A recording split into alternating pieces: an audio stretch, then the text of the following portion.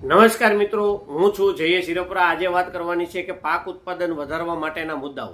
તો પાક ઉત્પાદન વધારવું એ આપણો હંમેશા હેતુ હોય છે। અમે કયા કયા મુદ્દાઓ ધ્યાન રાખવા? પહેલી વસ્તુ તો યોગ્ય સમયે વાવેતર કરવું, નહીં વહેલું કે નહીં મોડું। વાવેતર કરતી વખતે બિયારણનો દર છે એ યોગ્ય પ્રમાણમાં રાખવો, વધુ પણ નહીં રાખવો, ઓછો પણ નહીં રાખવો।